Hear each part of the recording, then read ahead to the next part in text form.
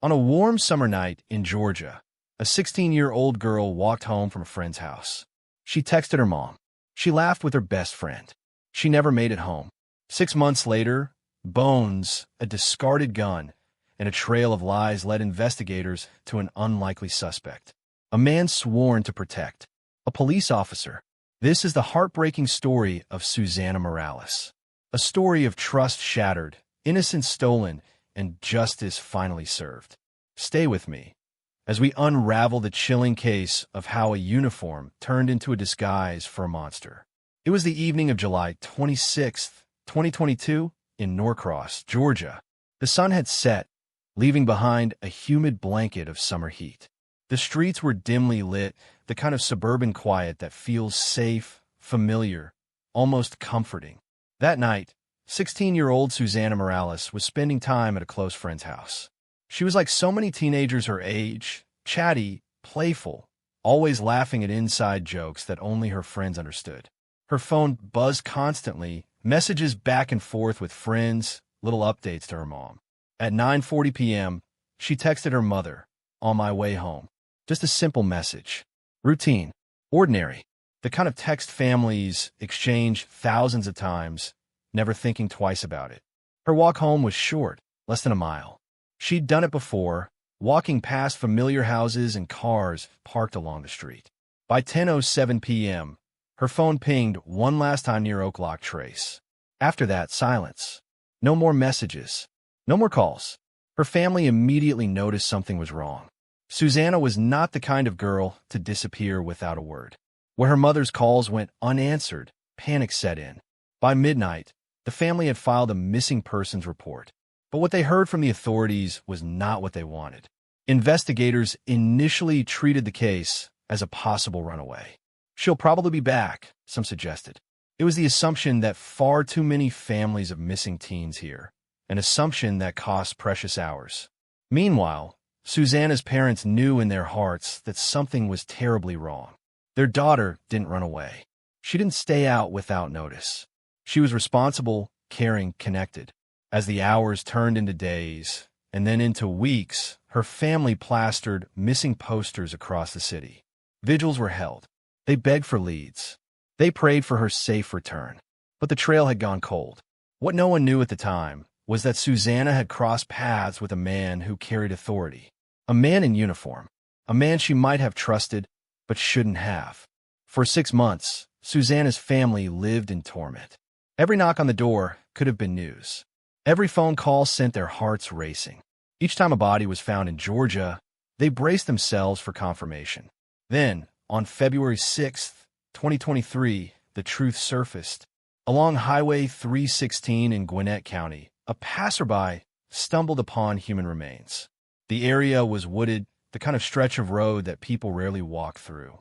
Police were called in, and within hours, investigators realized this wasn't just another case.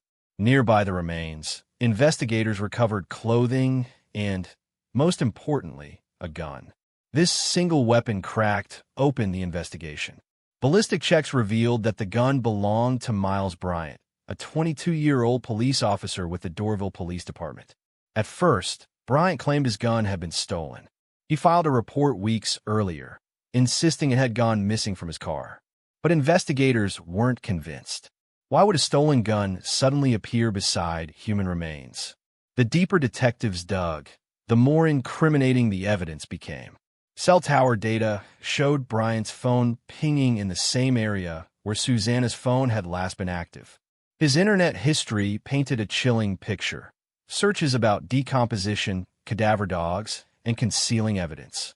Then came witness testimony. Neighbors described Bryant as strange, creepy, even obsessive.